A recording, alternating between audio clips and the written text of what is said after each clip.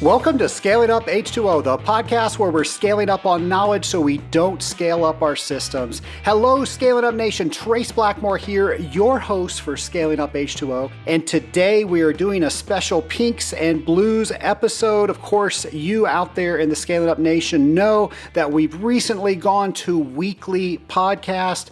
Boy, what a lot of work it is for yours truly, but I tell you, I love doing it because I'm getting your feedback about how you wanted this show each and every week, and I am pleased that I am able to do that for you. In order to do that, I need for you to do something for me. Each and every week, we are running through all of your questions, so I am going through them at a faster rate than ever. I need you to replenish that reserve, so go to scalinguph2o.com and you have two choices of how you can do that. You can record your voice directly on the website by clicking on the send voicemail, and you can ask your question right here on Scaling Up.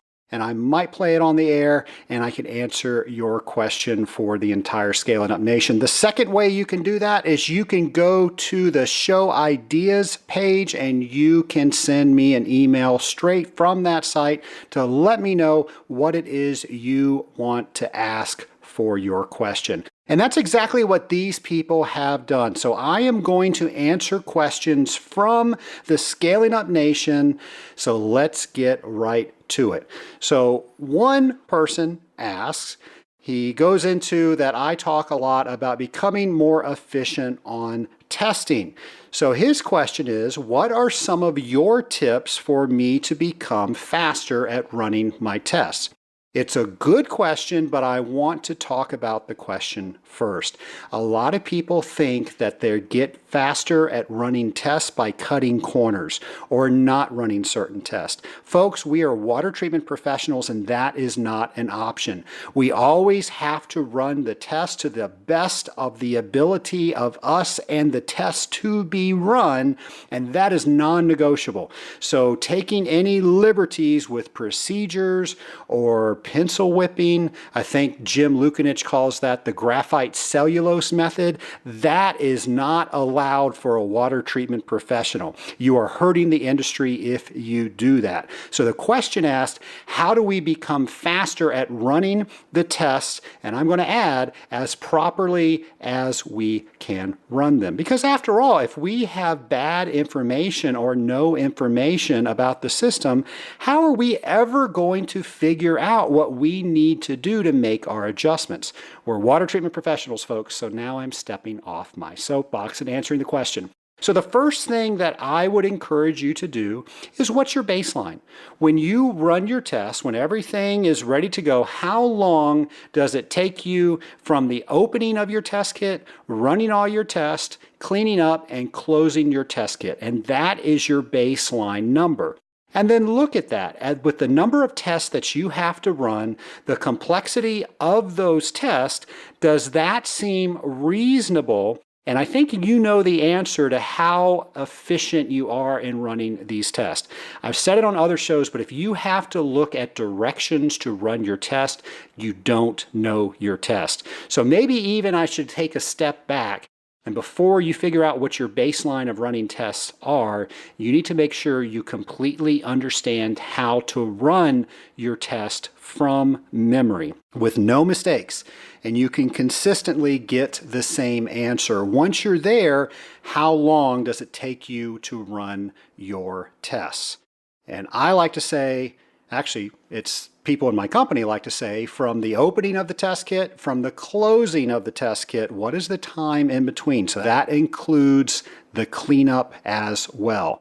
So what you're going to do is you're going to take out a stopwatch and you're going to figure out what that time is, and then that's going to give you something to build on. Folks, I got to tell you, when I was working with my dad, I used to love to do this because in addition to working by yourself, you start going in the same accounts over and over again, and it can get boring. Again, my father told me if I ever got bored in this industry, I was doing something wrong. And this was one of the things that I chose to do so I didn't get bored as I was learning more things to learn about the system. So for example, I would go out, I would compete against myself when I would run my test in every single account. And I noticed that just the simple fact that I was keeping track of how long it took me to run those tests, that made me a little bit better. Things get better when you look at them. So simply knowing your baseline, knowing how long it takes, and competing against yourself to not sacrifice standards, but to make yourself more efficient, I promise that will make you better. Some other things that you can do is, one, you never want to sacrifice the ability of your test to tell you the right result. So never become faster than your accuracy can allow you to take. So what I would suggest with that is to build a standard or take a really large water sample and test it. And as you're trying to get faster, you know what you're supposed to get each and every time you run that test, and now you can ensure that you haven't left anything out. Another thing you can do is work with others. It's so fun to have a competition with somebody else who's doing the same thing, because now you both are not only learning from each other, but you're challenging each other. So who can you challenge to see if you can make each other better with running your tests? This next tip is where I think a lot of us just never think about. Experiment with the order in which you run your test. Somebody might have shown you the order that they ran their test and you never thought about it, and you just simply run those tests in that order over and over and over again. Well, folks, that might not be the most efficient way to run your tests. What I like to do is I like to look at all the procedures of all the tests that I run on a regular basis, and I want to run my longest ones to develop first. Most of the time, that's silica. Silica requires a 12-minute development period. And I can do a lot of things in 12 minutes. So the thing my father used to always tell me is you should never be waiting on your test. Your test should be waiting on you. So think about how much time you're spending waiting for something to develop. And if you are finding yourself waiting for tests to develop, that's probably telling you, that is definitely telling you that you need to change the order in which you run your tests. Now keep in mind too, your test can't wait too long. There's some tests that need to be read immediately. Free chlorine is an example of that. But there are other tests that have like a 10-minute waiting time, so there's no reason that we can't run tests like that and have them wait on us so we can run them when it's our time to run them. Another thing you might want to look at is how you're collecting samples and how organized you are collecting samples. If you're on a multi-campus area, will you save more time by doing all of your tests at one location, or does it make more sense to go to the various 8 locations and run your tests separately? Now that is a case-by-case basis, and I can tell you that I can come up with reasons to do both depending on campuses that I'm thinking of. There are some where it just makes sense to grab all of your samples and there's no really good place to run them except one mechanical room. So we'll grab all those samples, run them in that one mechanical room, and now we know what to do as we are walking around that campus. Now we're not just grabbing samples.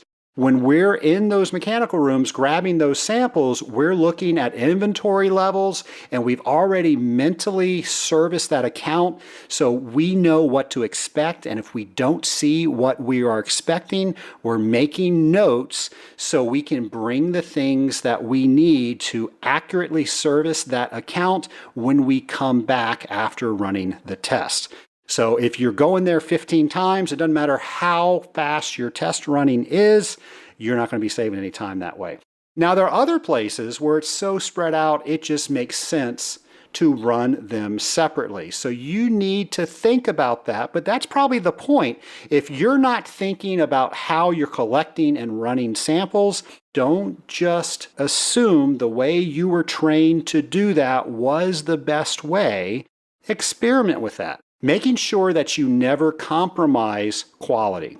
So those are a couple of tips that I can think up off of the top of my head, but I want you to really think how valuable this is. So imagine 5 minutes. We just save 5 minutes for running our complete battery of tests. Well, big deal, 5 minutes. Well, let's say we normally service 6 accounts in a day. Well, folks, that's a half an hour that we're going to save a day. And over a week's time, that's 2.5 hours that we are going to realize just by making ourselves more efficient at running the test. You multiply that out for the month, you multiply that out for the year. Folks, this is serious time. 5 minutes is huge. And you're not going to start with 5 minutes. You might start with 30 seconds, and that's going to build to 1 minute. Maybe that builds to 2 minutes. But if you don't start looking at that, nothing will change. So my final answer to that question after all of that is, what's the best tip to run my tests faster? It's to want to run your test faster.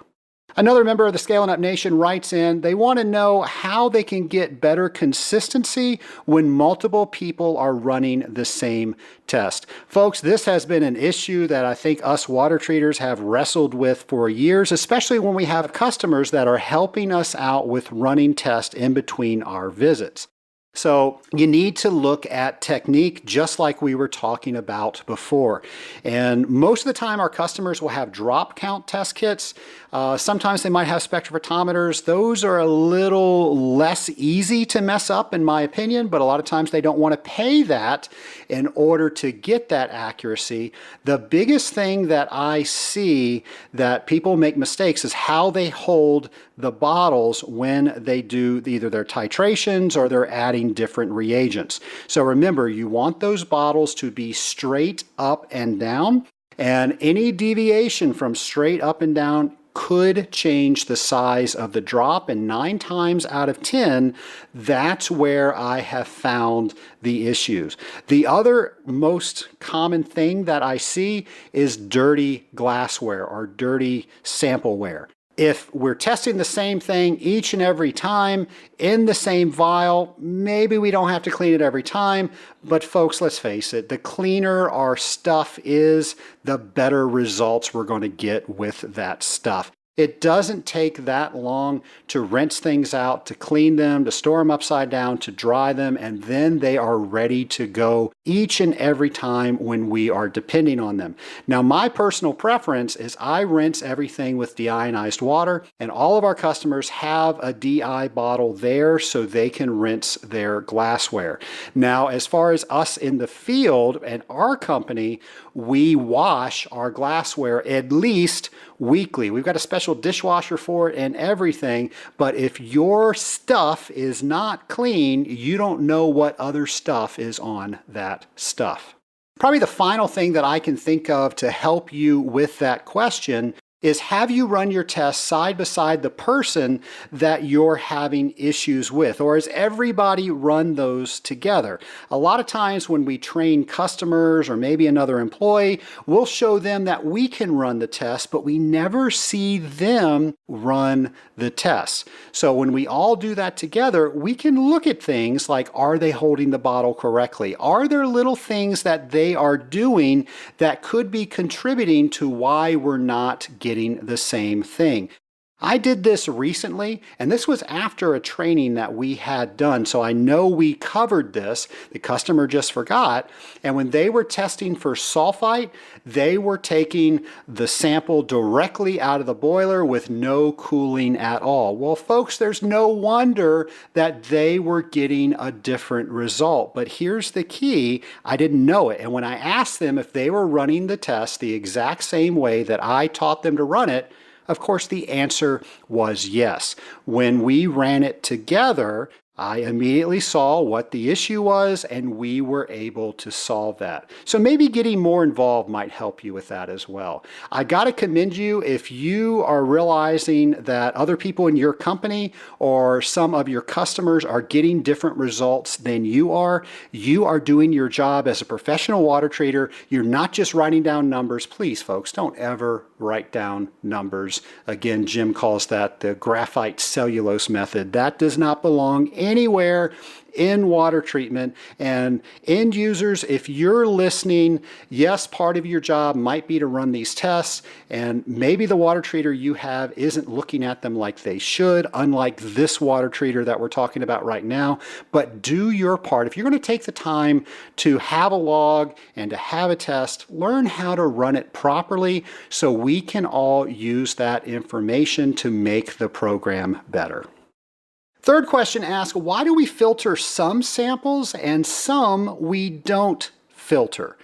Well, that's true. We have filters in our test kits, and some tests require filterings where others don't. And then I've seen some people that don't even know why that filter is in their test kit. So let's talk about that question. One of the tests that comes to mind about filtering is the phosphate test for boilers. And once you get your sample, you then filter it, and then you do the phosphate procedure, whatever one that you decide that you're going to use. Well, the reason you filter that one is you want to know how much, and I don't know what to call it other than call it free phosphate, you have in the system. And what that means is it hasn't combined with anything else in the system like calcium. So what the filter will do is it will filter out anything that the phosphate has bonded with. So now in your sample, you have just phosphate that's ready to go to work and bond with something else. So that's what that filter does.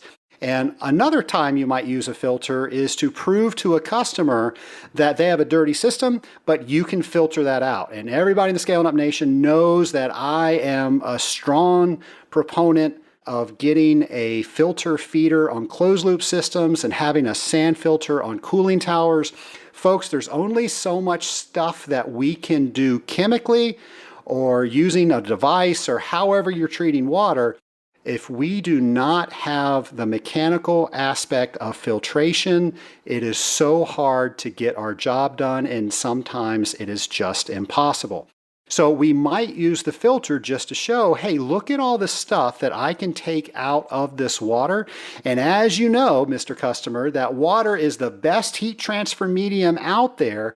But we're not just transporting water, we're transporting all this water and garbage floating around in it. If we can get all this garbage out, we can clean up the heat transfer surfaces, we can clean up the heat transfer medium, which is water, and that is going to translate into savings. It will cost you less money to heat and cool this facility. And that's ROI, return on investment. This filter is going to cost you X, but because we don't have all these dirty surfaces to transfer the energy through, to transfer the heat through, it's going to pay for itself in 2, 3, 4, 5 months. So hopefully that allows you to understand what some of the filters in your test kits do and why some tests specifically ask you to filter.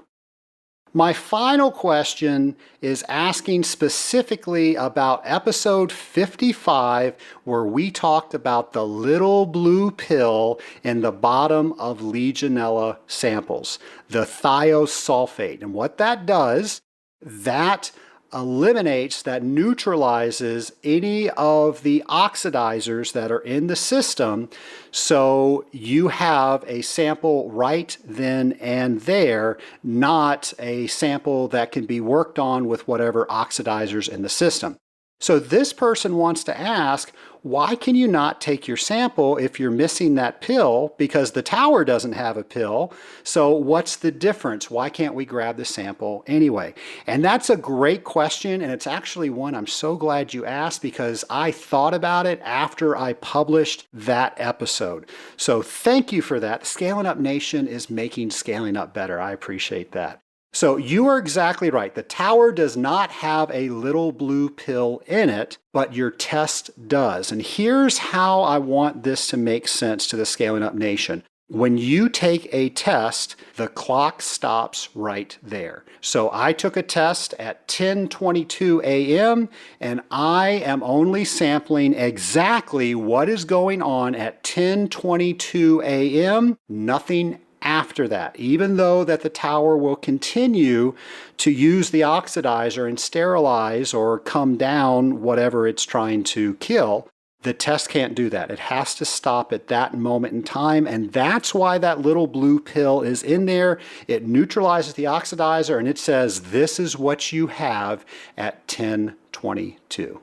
Folks, I gotta tell you, I love this new format of coming at you weekly. I love that people are asking questions to me because I know it takes pressure off of me, so I know that I am doing exactly what you want me to do because you're asking me these questions. Otherwise, I'm guessing. Sometimes I guess right, sometimes I might not guess right, but take the guesswork out and help me by submitting your questions. I hope that some of the things that we talked about here from listeners in the Scaling Up Nation will motivate you to do something different, to be better, to make the water treatment industry better because you are working in the water treatment industry. Folks, I'll talk to you next week.